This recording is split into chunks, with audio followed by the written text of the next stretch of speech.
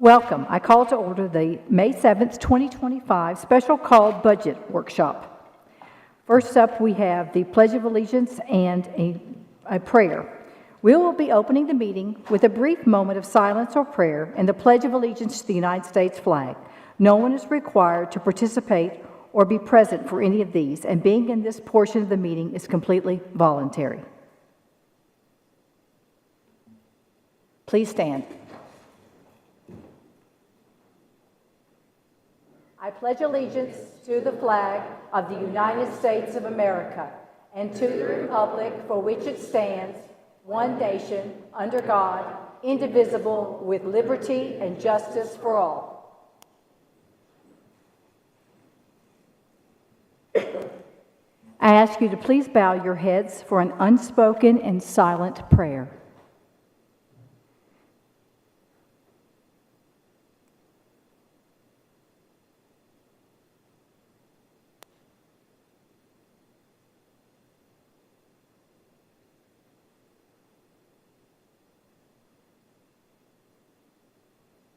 Thank you. We do have two meetings back-to-back tonight, so we are going to have a brief recess at the adjournment of our budget workshop for 5 minutes, and then we'll call the second special called meeting into order. Take it away, yeah. Dr. Sullivan. Right. Sorry, Board, that I'm sitting over here. It's just easier to be able to connect. Oh, maybe. I may have just spoken ill will into the world.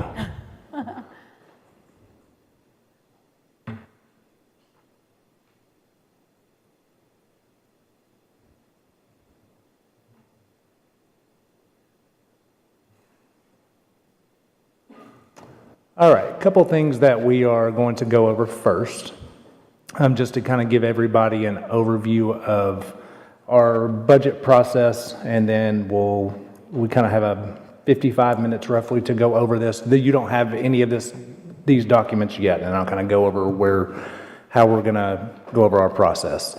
So this is just a workshop. Our board had a retreat back in March to where we covered all of this information. There are very few changes. Transportation, of course, has been updated. We have updated, as revenue came through, just some fine-tuning of our positions. And with our local revenue and with TISA, again, that's been updated. But we'll go through this in detail, and then we have a board meeting on Monday, and then a board meeting to board work session on Monday, and a board meeting on Thursday at 3 o'clock. Notice the time difference because we have a different, was that you? Yeah. But we have graduation that afternoon. So notice we have different times for Thursday. But that'll be when we officially pass the budget. So let's talk about our budget process first. Our budget process for our school system begins in December and ends in June. So it ends with the county commission officially passing the tax levy and the overall budget on June 23rd. They do have until June 30th to pass it. Our process starts with our principals. We have a principal meeting in December to where we go over principal requests. They have areas that they have to, by statutory requirements, make requests, such as positions, instructional technology, software, structural supplies and materials, professional development, and some other areas. They make those requests. We then have meetings that our staff then has input with our departments. They make requests and then meet with our leadership team here. February and March, we compile all of those. Then we have our board retreat. We then, from our board retreat, compile our overall budget. We then wait on our revenue to see what works and what doesn't work, and basically start cutting because people make lots of requests, and then you have to see what's feasible with your budget. That gets us to today for our budget workshop. And again, we will have Monday to where we'll discuss the budget again. And then next Thursday to where we'll formally, by our private act, have to pass a budget. And then in June, we have actually May 27th, a combined meeting with Health and Ed and our budget at the county commission to where Health and Ed usually passes. Budget waits a couple of days and usually passes after that. And then the full commission votes on June 23rd. Couple highlights for us to look at. We're going to look at 3 different funds. So for our general public, we have 3 main funds that we operate. Fund 141, which you're going to hear us talk about a lot. Fund 141 is our general purpose school fund. So for us as a school system, that is basically how we operate. That is teaching and learning, getting kids to school, everything we pretty much do as a school system except feeding students and building buildings. Fund 143 we're going to talk about, which is the general cafeteria fund, and then Fund 177, which is capital projects. And so we're going to start talking about Fund 177. And so that is figured we'd start with a pretty easy one.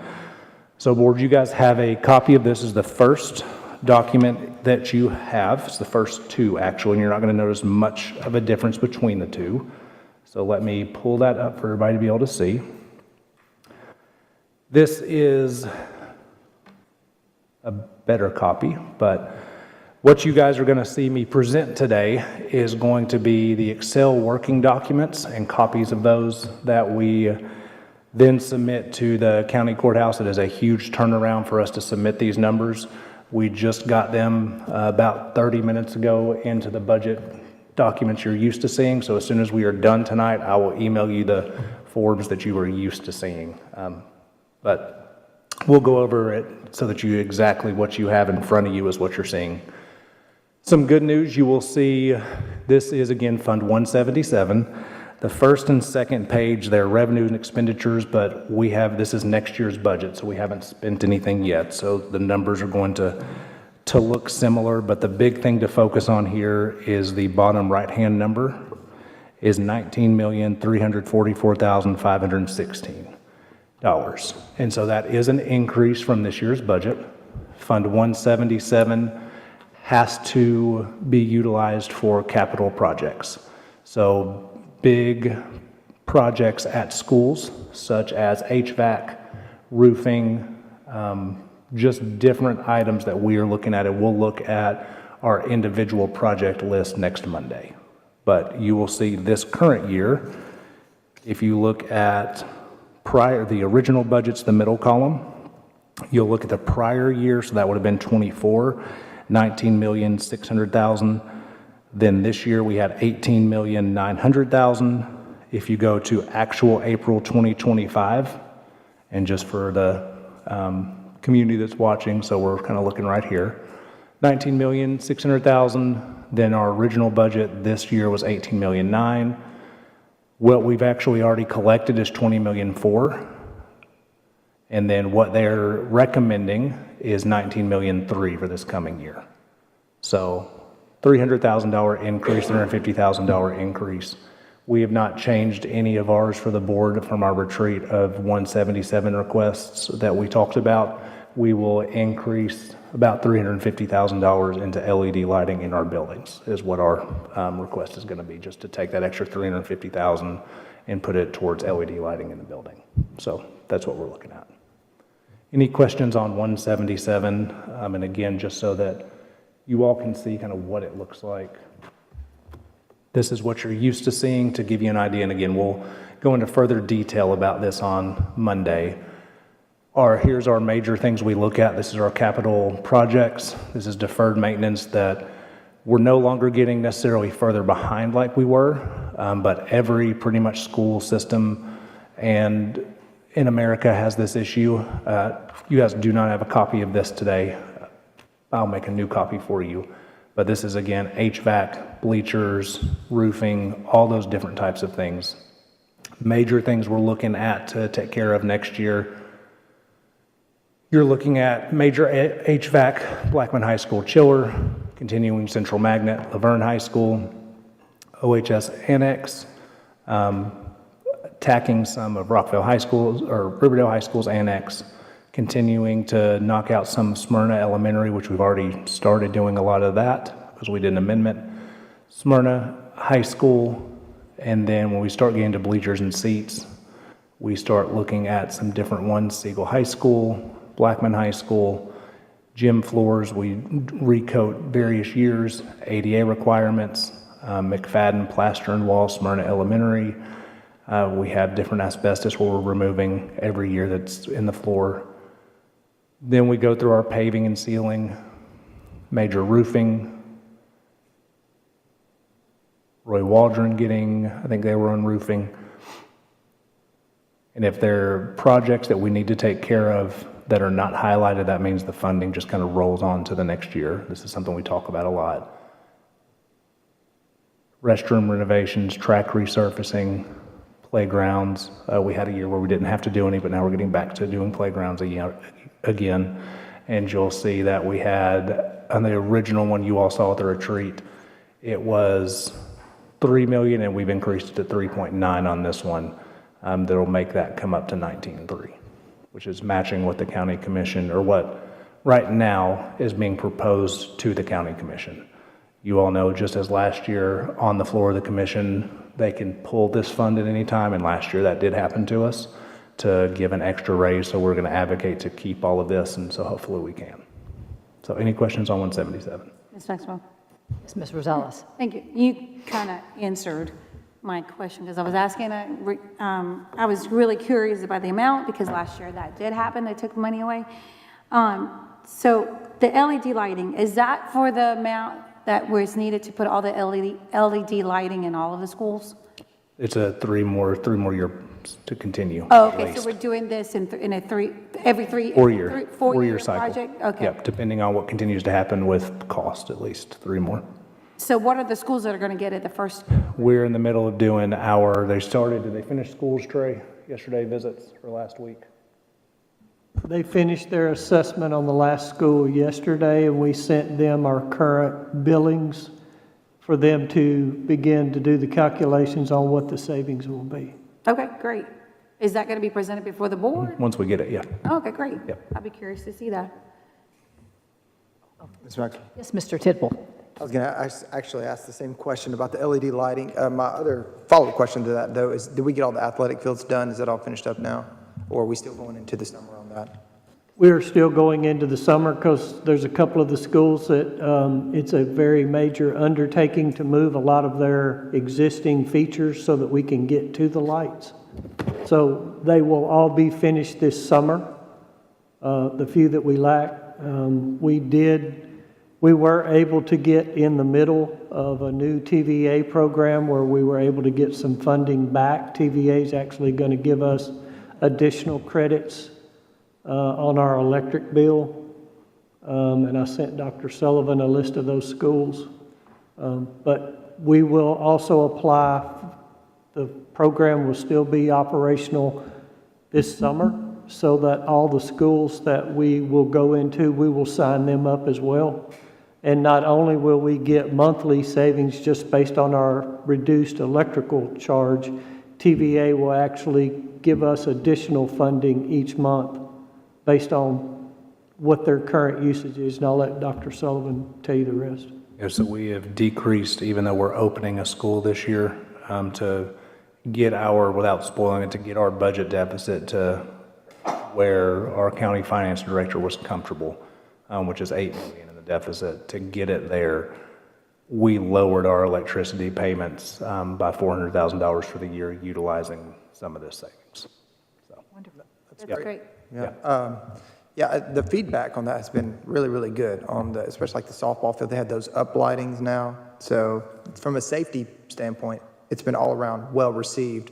On top of the savings, absolutely, yeah. Yeah. And that's very conservative. That's truly just, all we did was use the rebates we were getting back. We didn't actually start budgeting this electricity savings yet because we haven't seen it. That was just the rebates. Great. Awesome. Madam Chair. Yes, did he, Mr. Vaughn, and then you. He's giving you the floor. Thank you, Mr. Vaughn. Can we have a report of that, just like the printout of Absolutely. whatever it is? Y'all don't have to come and report on it. Can we just have a sheet? Yeah. to Look over to review? Happy to. Thank you. Can you get that? Mr. Vaughn, did you have something you want to say? That includes all the baseball fields, right? Are they going to be completed by the end of the school year? They'll be completed by the start of next school year. Okay. And if you see anywhere where they have flashing lights or blinking lights or anything with athletics, the schools paid for those, the district did not.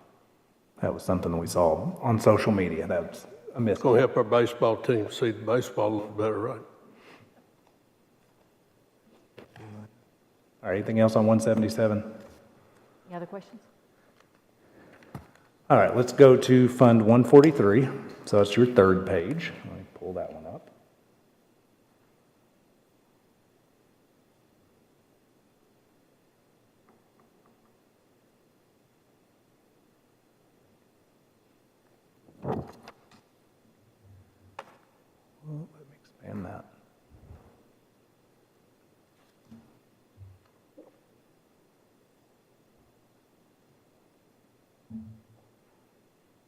Sorry, I'm just expanding it so people can see it. Whoa, whoa, dog. All right, so here's Fund 143. Fund 143 is our centralized cafeteria fund. This fund does not have a tax base connected to it. It is truly runs like a restaurant would. And so this, again, does not have tax revenue connected to it. This is going to look a little weird because we run it into the deficit on purpose, and we are running it into the deficit to try to spend down our fund balance. You are supposed to have an operating budget of about 6 months. Anything more than that, the USDA does not like for you to have. You're supposed to be spending it on the program and the students that you are serving. So you are going to see that we are continuing to keep our expenses similar while lowering the revenue because our revenue is decreasing, especially with our USDA reimbursements. But if you look at what our fund balance is, so I'm looking, and I've highlighted it on the screen, it says 2024 fund ending unassigned fund balance, and we're projecting it out 25, and then currently where it is. Even though we are spending into the negative each year, we're increasing our fund balance. And so we're trying to spend down, but we're not actually spending it down. Part of that is we're still receiving more than we were anticipating, but the bigger part is we were anticipating doing more projects, buying more equipment, and we weren't actually going through and purchasing and buying it. And I'll kind of leave it at that. And so we are going through and we need to upgrade our kitchens. You guys have approved some new kitchen upgrades. You've approved some renovations to some of our kitchens. And so we're truly spending the money that we've said we were going to be spending to spend this amount down. So you do see a $6.6 million deficit, and that is to try to get that down. And it's still almost at $16 million after that. The only position that you will see, and you'll see growth positions later on, this includes a 2.5% increase to the table, which we have across for all employees, and then you'll see revenue decrease in USDA reimbursements. It was 14.5 last year to 14 this year, and then the rest of the funding comes from student payments and visitor payments. And so that's how all revenue comes from 143. Brian, anything else you want to add to 143? Brian or Trey, anything else y'all want to add to 143? I know it's pretty self-sufficient. We run a centralized cafeteria fund, so we have a centralized cafeteria nutrition director, and then we have satellites at each school, and then they all report back to the centralized county department. Ms. Maxwell, Yes, Mr. Tidwell. what is the target goal if the USDA is asking us to 6 months? What would that look like? Somewhere between 10 and 12, but I wouldn't necessarily want to really get that low. So, Ms. Maxwell, Yes, Mr. Rosales. is this where we count bad meal debt? Or is it at on the line here? throughout our whole lines. Oh, It's okay. just not, the rest just in operations. Okay. Has there been any mumblings about the USDA grant being cut at the federal level? Has there been? Yes, there's been rumors and everything, but nothing that we've seen in actuality yet. Any other questions? Oh, I do. What is the Board of Education $72,000? On 72,130, expense 72,130, Board of Education $72,000. What is that? It pays for our annual audit for our schools whenever they audit the schools themselves. So that goes into, we actually move that into 141 whenever we have to pay for the audit services for the schools. Well, I'm glad that you clarify that because it looks like we're getting $72,000 to go out to eat. Out of 140, $72,000 in cafeteria, Yeah, so I school was lunch. like, I know I've not been going out. We haven't been going out to these. You really like the school restaurants. pizza, right? Yeah, exactly. That's right. Are any other questions on 143? All right, see why we started off with the two easy ones. All right, now let's go to our general purpose school budget. And so this is Fund 141, which is our large operating budget. We're going to look at revenue first. And so this is our revenue. You will see revenue for this year And I know the numbers are large, but I want to also put it into perspective for everyone that watches. So our revenue is $573 million for next year. For per pupil expenditure, and we talk about this quite a bit, this previous year, we were 126 out of 143 school systems in Tennessee. We were behind Grundy County, Cumberland County. We are a large school system, and so when you're a large school system, the numbers are larger, but per pupil expenditure in 141, we are 126 out of 143. Brian, where did those numbers come from last year when you got those? Like, who gave us those numbers? Oh, that come from the state. It came from Mary Ann Dursky, the Tennessee Department of Education. And so they're true numbers straight out of their, I don't know what report. We do an annual per pupil expenditure report where we upload all the expenditures by school, and then they calculate it and break it out and come up with an overall per pupil expenditure amount. So I just think that's good for the public to know that we do a lot with less per pupil. And just throwing money at kids is not the way to have a good school system, but it is good to know that at some point a breaking point does happen to where services start to struggle. You're going to see where a lot of revenue increased this year, and a lot of it is state, but we do need to, of course, and I'll talk about where the rest of it came from in a little while. Everything in yellow is maintenance of effort. So maintenance of effort is the local requirement of your local funding body. And again, this is all dependent on county commission approval, but the mayor and the finance director set what the budget requests are for revenue. We don't set revenue requests. And then this is what will be presented to county commission, hopefully to approve. So this is what we take our revenue from. And so I'm very happy to report of being able to talk through this and have lots of conversations. We had a lot of, and it connects to the parent responsibility zone conversation we're going to have in a little while. After all those conversations, we talked about we need more local revenue. To not have the parent responsibility zone, we need more local revenue. And a little bit over 2.7, is that correct? 2.6, 2.7 above maintenance of effort. How much extra was it? Can you calculate that? Yeah, it was right at 2.7. So above maintenance of efforts, $2.7 million above maintenance of effort. And that's a big deal because once a funding body gives you that funding doesn't go away unless you shrink in students. And so that is why it's so essential for me as a director and us as a school board to have a good relationship with our funding body.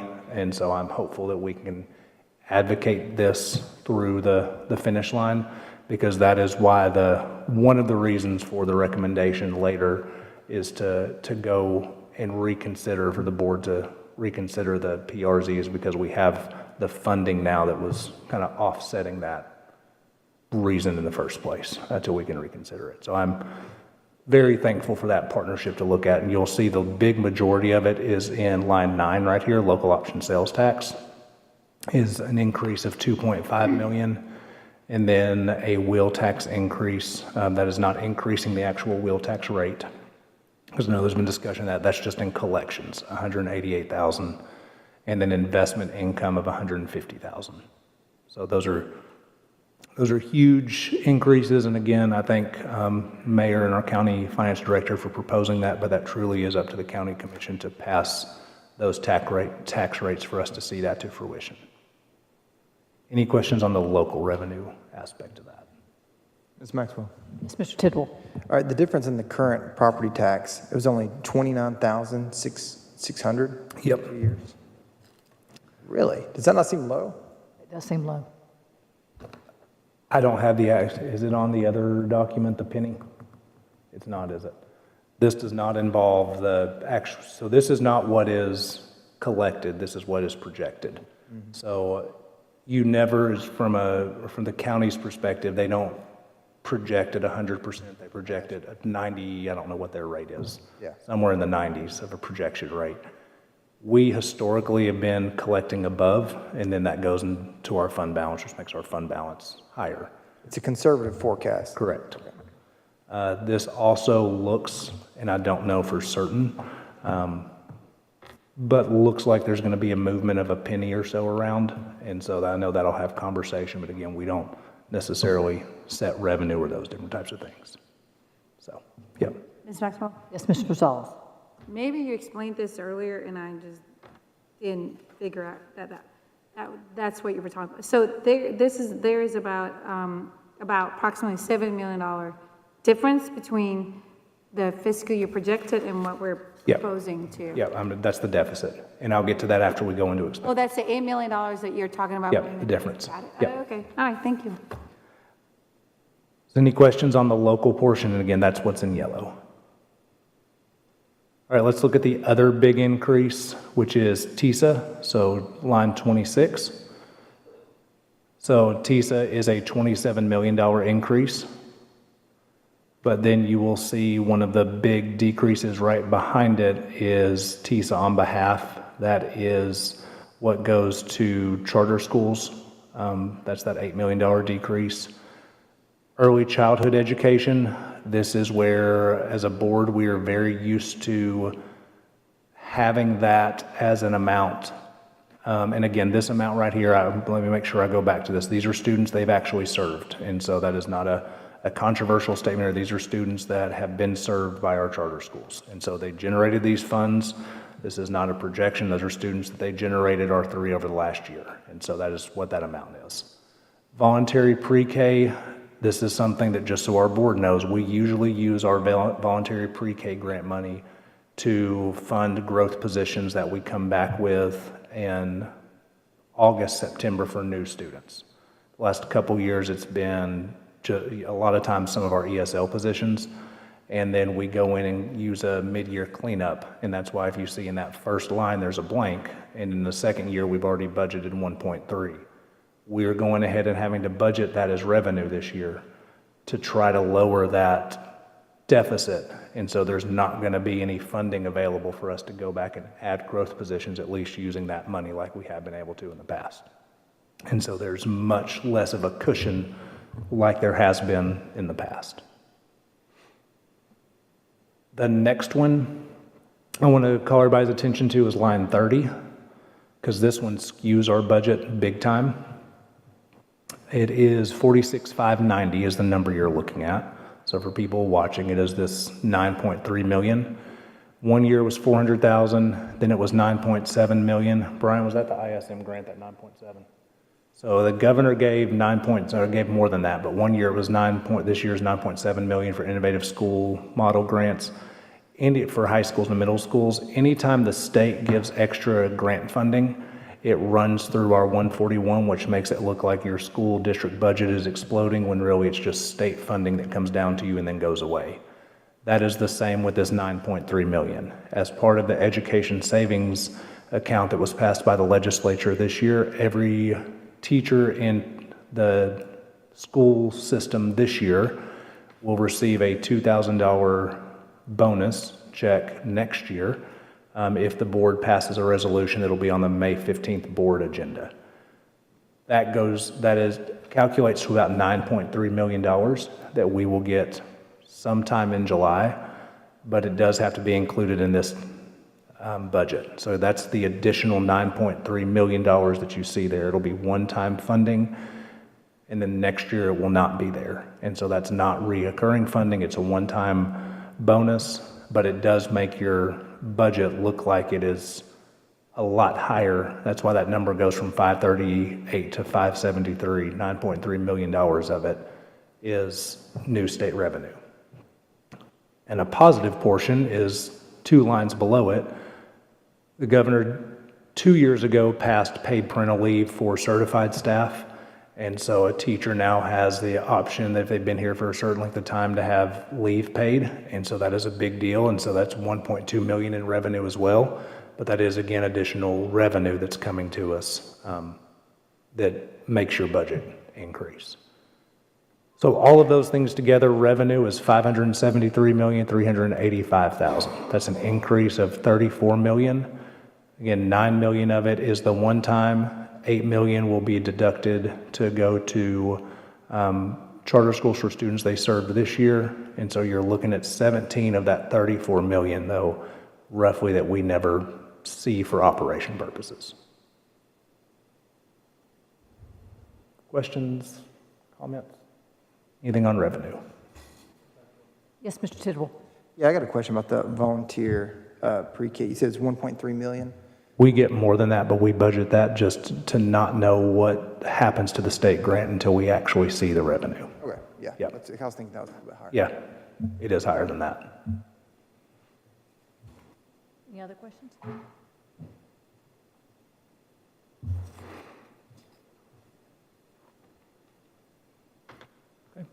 All right, next, let's move to expenditures. And this is going to show you some percentage increases and decreases. Depending on which account it is, the percentages look high or low, again, just based on what the number is. This does include the 2.5% increase to the table. You will see regular instruction has has an increase of 6.9%. That does include the $9.3 million for ESSA stipends. And so that number gets skewed because of increasing $9 million. So without that, you're at about a $10 million increase. And so I appreciate Dr. Chastain and her department working nonstop the number of positions. Any idea how many positions we have moved around? You think it's triple digits? I would say it's in the triple digits for sure. And so when people ask, why don't you cut positions and those different types of things, as a growing district, we don't necessarily cut positions, but even when I was in Dr. Chastain's position, you have to, it's in education, you move positions around to where the kids are. And so that's what we do. We move positions around to where the kids are. The other ones, and we'll get into more detail, alternative instruction is a 30% increase. That is new classrooms at Simon Springs Community Schools, or Simon Springs Community School. We have opened that alternative school wing, and then moving of positions from federal. So we've moved some of our educational assistants from federal 142, which is a different one, and just switched some kind of codings and replaced coding for other positions there. So it looks like a huge increase, but that line was only 3.5 to now it's 4.6. Special ed is a 4.6. Vocational ed is a negative 0.5. Attendance is 5%, even though we have a movement from Skyward to a new vendor that's still going through an RFP. And so that's where you talk about different movement of people. With a 2.5% increase, people getting an additional step of increase, that 5% has people moving around as well. Health services has an additional 3 growth positions. That's 3 school nurses. They've requested more than that. We have granted, just about everybody's requested more, but we granted 3. The other thing that is in here still, and I believe, and Brian, correct me if I'm wrong, we have a lightning detection system. Is that correct? Or is it? Yes, it's the Periweather. Yeah. Lightning detection. Health services and coordinated school health are both in this. Is that correct? Coordinated school health and health services are both in this. So that's what you see, the 16% increase. Other student support, additional growth positions for Poplar Hill. Anywhere you see PH3, I know that's a weird coding, but that's just our budgetary coding. You have 2 school counselors, social worker, additional increase to SROs. So when they're increase pay, we increase our school security, an additional cost for contracted services that were previously paid by the state security grant. State security grant is gone, so some of our systems that we paid for there are now there. Instructional support is 5.8% increase. You'll see some smaller ones. This is where you start seeing us move positions around. This is where we moved 4 positions to federal, and it starts to offset some of these other positions we moved around in alternative instruction. So it comes off as you start moving things all over the place between positions. We moved more to federal than we took out of general purpose, and so trying to be conservative with our budget. Vocational ed's 8%, technology 7%. Board of Education is a huge increase, so I know you see that and you're like 66%. What in the world did we do to increase 66%? That is coming from our auditor, and Brian, do you want to explain that one? So the comptroller's office wanted us to originally, the charter school payments were coming out of 99-100, 590, which is a transfers out account. They wanted us to actually put it in an expenditure account, and so they suggested we put it in the Board of Ed 72-130, or 72-310, 312. So that's where the charter school payments will be coming out of now, which was a $5.7 million, I think, increase, or $5.2 million increase. So that's the reason why it's jumped up to 66%. Plus, we also put another contracted service in there. Cybersecurity contracted service in there. So that was $230,000. So you're looking at almost $6 million that we additionally added to the Board of Ed expenditure line to cover those two things. So just, I know that one looks weird.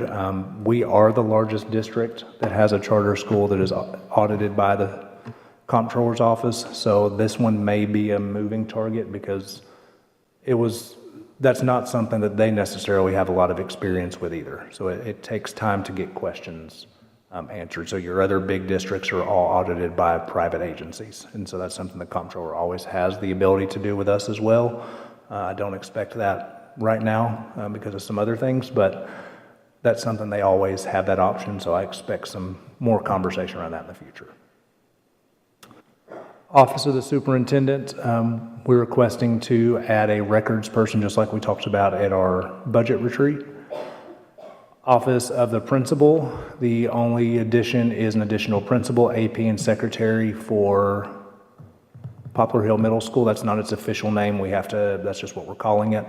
We have to do as required by policy, the naming of the committee and all those different types of things. Principal will not start till February. The AP has 10 days budgeted, and the secretary will start in February as well. This is for the middle school? Yeah. The next two are a trade-off. We moved benefits from human resources to fiscal services. So Brian's department took on the benefits department, and that is no longer in human resources. So that's why you see those two numbers. The maintenance of the plant, we reduced contracted services to schools, and so we're going to have to really watch how much money we spend on custodial supplies and those different types of things at schools to try to get that deficit down to $8 million. Transportation, you'll see, was a 22% increase. Community services, we keep $10,000 there. It's one that we use if we need to do something in the community.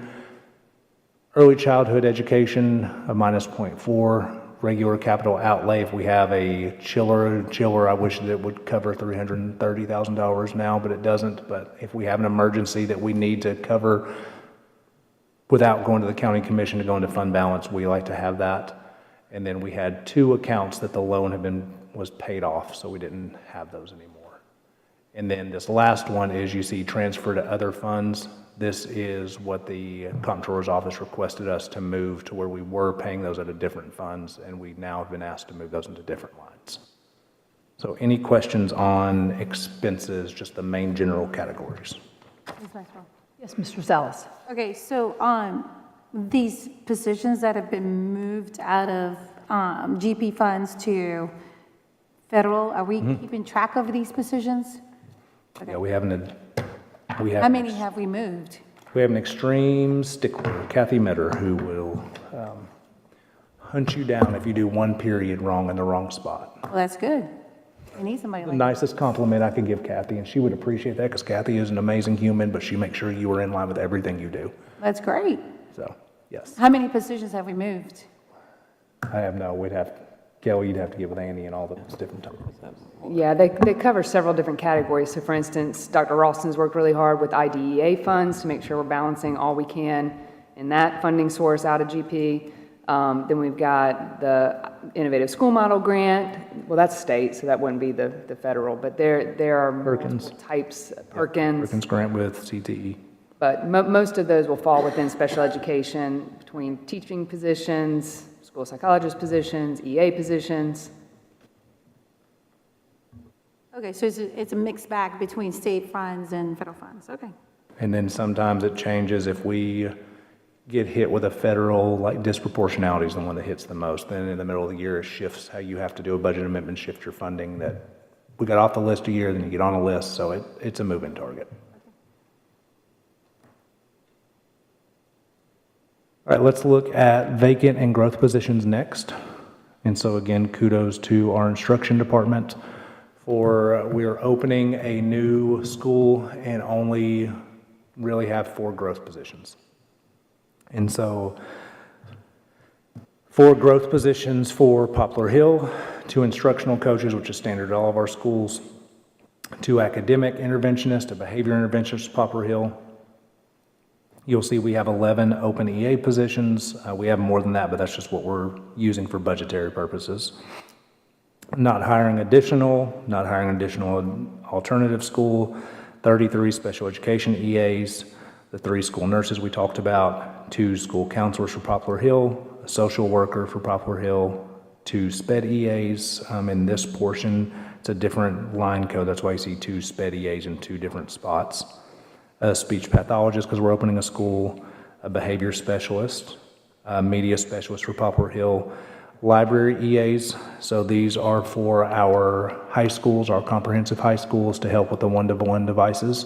So that was one of the big complaints that we had at the high school level, is our media specialists and librarians had the one-to-one devices and all the library book issues that they had on them. And so one of the things we prioritized was to try to get them a library EA. Middle and elementary have library EAs. High school did not, because they had a second media specialist.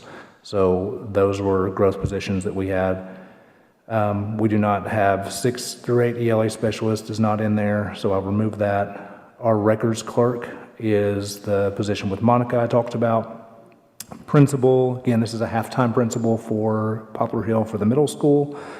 Bookkeeper for the school, Poplar Hill, which will be the one that starts, the assistant principal, secretary for the school, and then attendant secretary for our school that we have for Poplar Hill Elementary School, and accounting custodians to open our new elementary school, and you see we have 8.5 vacant. Sped bus aide, we have 4 vacant. We have more than that, but we're accounting for budgetary purposes, an admin assistant for transportation, and then we have 5 VPK EAs. And so you'll see total growth is 37.75, most of those for Poplar Hill, and 9 of those are library EAs. And again, this is a draft. This will change over the next couple of days, and I'll have a final copy for you to present through Thursday. Ms. Sharp? Madam Chair. Dr. Sullivan, how many sped bus aides do we have approximately now already? Can you pull that up, Brian? You can pull up exactly how many there are. There's a lot of vacancies for sure. Do you anticipate getting those filled? No. I mean, I wish we could, but that's a hard position to fill because it's part-time. Yeah. The job's tough too.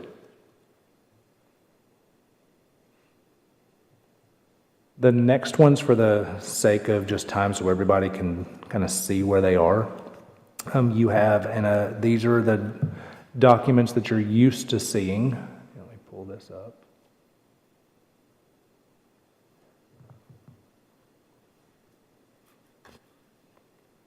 Pull up the one I'm used to seeing.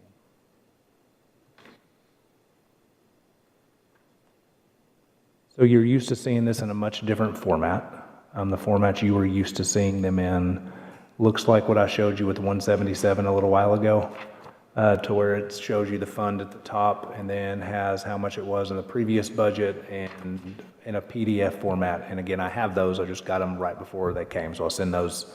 I appreciate the county getting those to us so quickly.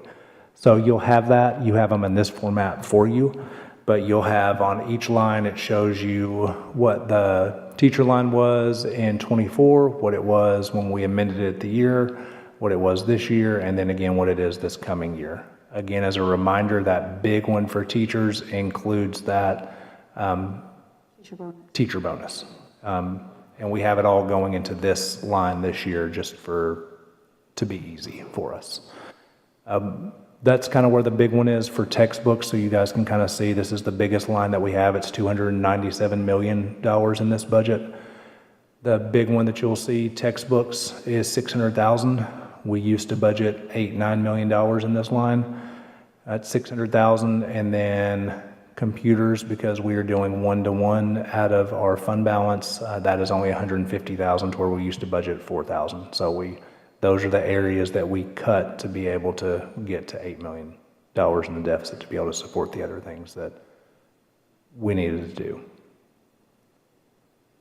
And then we keep track of all the different positions. All of it calculates, like Social Security 6.2 based on the number of positions we put up here, and it all feeds from different areas. So I just moved over to alternative education, but you guys have all of those different ones beside you. Any ones that you want to look at in particular, because I know we were running up on time for the next meeting as well, because I wanted to hit the deficit real quick to look at that. On your summary sheet, kind of going back to where we were, it shows, now let me show you the document you're used to seeing. That is, Brian sent me this just a couple minutes ago. So here's what I'll present to you on Monday and on Thursday. So this is the format you're used to seeing when we do the budget. Again, you don't have a copy of this. I can print it before we leave for everyone. So this is an overall proposed budget. This is showing all of the accounts. You'll see 141, 143, and 177. 141 has a general fund revenue of 573 million, expenditures of 581, and we have it at 7.9 million. And talking with several commissioners and our county finance director, we feel confident that that can get hopefully through with enough votes. Going above that, then you start running the risk of it getting sent back to us to make cuts and sent back by June 30th. And so 8 was kind of our threshold of this is where everybody felt confident to make sure that we could get it through the county commission, with the understanding that hopefully you don't ever actually run 8 million into the negative, because as you operate throughout the year, revenue comes in higher. 143 is 6.6 million. Again, we're trying to spend some of that money down. I sure wish you could take 143 funds and roll them into 141. We already do that for some things. For like when we are doing custodial services, we already pay for those things out of 141. We do that everywhere we can. And then 177, 19.3 million. And here's the form that you're used to seeing them in. And so I will send this to you all as soon as we're done, to where it has all the format that you're used to seeing, the teachers, the actual, the budget, the amended, and here's where it says mayor, board recommended. That's the format that you're used to seeing it compared to the format you have right here. So, questions, comments, anything you want me to prepare for Monday? But again, nothing has really changed since our board retreat either. I have a question. Yep. The TISA funding that we received, it was 27. $27 million. When, at the retreat, you went over it, the big chunks of it, where it went. Where did it, remind me again where the $27 million went to? Huge chunk goes to charter school. So the Rutherford Collegiate Prep comes off the top. It never actually comes to us. And so you're seeing it in revenue right here, because a large portion of that it'll be deducted in July before it actually comes to us. We're just showing it as revenue right now. Okay. Then the next almost 5-something million that is in the Board of Education as an expense will be the other portion. So you're looking at over 10 that will go for charter schools for the students they served last year, rightfully so. Then it has the 2.5% increase to the table was a little bit over 9 million. 2.5% increase to the table was a little bit over 9. And then, as we talked about with the rest of your increases, whether it's insurance, transportation, it's gone. So just looking at that, you'll see. So the 27 million, the big chunk, a good portion includes the charter schools? Yeah, it does, yes. How much does the one from the state receive? Yeah, RCP. Is it like 8 million, 9 million? According to what we had to budget this year in 24-25, it was that 8,056,000, I believe, that we had to budget for that this year. I don't foresee us, spending that amount or that amount, but some of that it will be coming back to us for whatever, but we have to budget it up front, and that's what makes it a little bit more difficult. Also, I do have your number for the bus aides. So we budget them at 5 hours and 7 hours, so the 7 hours are considered full-time, the 20-hour, or the 5 hours are considered part-time. There's a total of 26 positions when we say FTE, but there's 14 full-time positions and 20 part-time positions, and then there's 4 part-time vacancies right now. So 40 positions total, 40 bodied positions, but like I said, 26 FTEs if you do it by full-time equivalent. Thank you. I have a number for you too. So 74 certified positions have been moved around. That's not counting our special education moves and our EAs. So special education is still certified, but not on that list.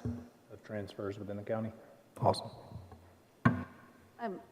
Is this when you said we can also ask about the different line items on this? Yeah. Okay, so I have a question for the account 71-150. Yep. And the line is EA's, educational assistant. There's a big jump Yep. for the fiscal year of 25 versus 26. Can you elaborate on that? Yeah, those are the ones we talked about on that big, that was the 30%, increase where we recoded them from federal to here. That's exactly what you were talking about, from the ones going from federal to general purpose. Oh, gotcha. This is So they were not exactly- showing over there. but This is they're showing- exactly where they are. Gotcha, okay. But they're not going to be showing on that other, They are, they're showing on the 30% increase. Let me show you what that is. Yeah, it is on that one, the expenditure right here on alternative school education, this one. okay, It's this right here, gotcha. 71,150. Okay, so those are, this is the. Yep, that's where it's feeding into. Yep. Okay. But they were coded to the federal. They used to be, and now, They used to be coded to the federal. then but we now they're going moved back to the some, General. then we moved some down here, you'll see, in 72,220. We had 4 positions down here move from general purpose to federal. Okay. Okay. Well, that was just a big jump, and so I was curious about it. Mr. Tidwell? How many positions did you say were open on the SPED EAs? I just missed that number. This, the bus, SPED EA bus 4? Okay. Do they require additional training? Is that why it's so difficult to? Yes. There's realistically probably more than that. Do you remember, we pulled this back in March, and that is just like a snapshot in time, and that's what we're using to budget from at that point. Okay. And I also have a question. I know that several of us brought this up at the board about having a grant writer and that you'd potentially had somebody in mind for that. Is that something we're pursuing? We haven't posted it yet because it was during the middle of the year, but we can post it in June. Okay. Thank you. We do. We have a teacher in mind for it, and I don't want to mention the school because they'll not be thrilled. But yeah. I have one more question, Ms. Yes, Ryan. Ms. Rosales. Thank you. As a thought, have we thought, now that we kind of talked about the bus, SPED EA, the SPED bus aides, and that then require a special certification, have we thought about our already SPED EAs, offering them an incentive to be a bus aide after hours? You run into Kind of fill overtime. these, You run into overtime. Yeah, we'd love to, but you run into overtime. And hour wage laws too. okay. Yeah, Well, I was just no. thinking. that's- We've authorized it for a few on some, I can think of 2 that I've authorized, maybe 3 that I've authorized just because the bus was so challenging, and we had a kid that truly had a great relationship with a bus aide. Will those positions be part-time? Some are, and some, it truly depends on the person. But usually a SPED EA are usually full-time. No, the bus aides. Those would be Again, just full-time? depends, some are part-time, some are full-time. Okay, But if they're full-time, then we have to find somewhere for them to be for the rest of the day, too. okay. They're Questions? our hardest, one of our hardest, if not the hardest to fill in the district, for sure. That is a good question. I asked that about 2 years ago. Was that? To use the EAs, we don't have Right. to use, yeah, but it's the overtime. Or The overtime. Or if there's a possibility of bringing them later in the day? Then you miss your morning route. So you're going to miss one of the two. That's the problem. Yep. Yeah. Oh, It is the most difficult position. that is, sounds like it, yep. Yep. Any other questions? What can we do to encourage people to take that position? Because they're important, I'm telling you. It's tough. Need to pay them a little more money. Possibly. But it's a tough position. Very similar to even our structured setting positions, or that's our hardest certified position to fill, is our structured setting teaching position to fill. Any other questions? Okay. Yep. Thank you, guys. And if you have questions, of course, contact me. Happy to meet and discuss it all. Thank you. Ended up 4 minutes ahead of time. Yep. I'd like to call this in recess and adjourn this, and then we'll be back in 5 minutes.